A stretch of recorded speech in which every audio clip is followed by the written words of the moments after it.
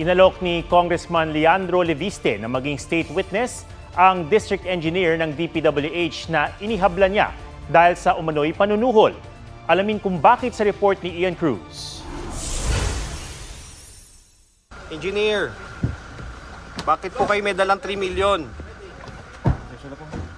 Direct bribery, corruption of public officials at paglabag sa Anti-Graft and Corrupt Practices Act ang isinampa sa Batangas Prosecutor's Office laban kay DPWH District Engineer Abelardo Calalo.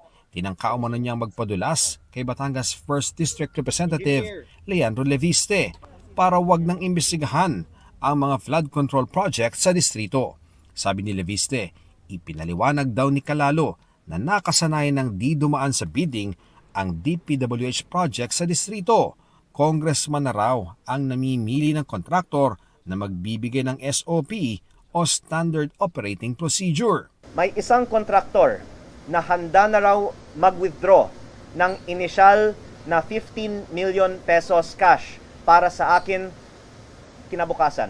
Yung 3.1 million pesos naman na dala ni DE ay 3% mula sa isang kontraktor na may 104 million pesos in projects na may resibo at komputasyon sa supot ng pera na dala ni DE. Inalok niya ang district engineer na maging state witness para ituro ang mga mas grabing mangurakot sa DPWH. Hindi man siya pa nakakapagsalita, magre-reflect po siya na sana ito po ay magiging isang public service din niya sa ating bansa. Engineer, paano kung alokin kayo mag-state witness? Papayag ba kayo?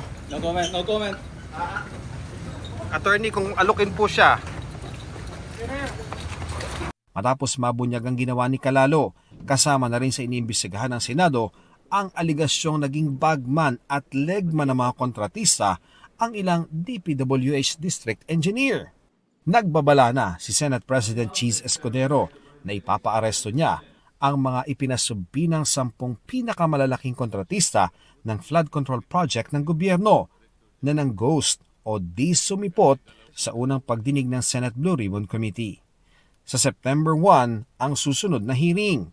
Sa September 2 naman, mag-iimbestiga sa mga flood control at ibang infrastructure project ang House Infrastructure Committee.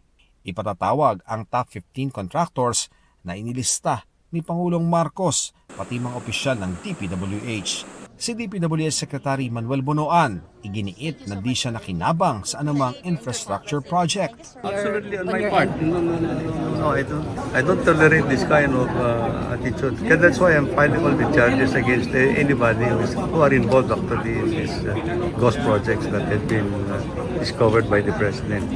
Sinusuri naman ngayon ng komite ang National Expenditure Program at General Appropriations Act. At lumabas na DPWH at hindi congressional insertion ang nanghingi ng pondo para sa Ghost Flood Control Project at substandard na proyekto sa Bulacan. Beberipikahin daw ito ng kagawaran. In fact, today I think I have issued the preventive suspension of the district offices involved in yung ghost projects. Ian Cruz nagbabalita para sa GMA Integrated News. Huwag magpahuli sa mga balitang dapat niyong malaman. Mag-subscribe na sa GMA Integrated News sa YouTube.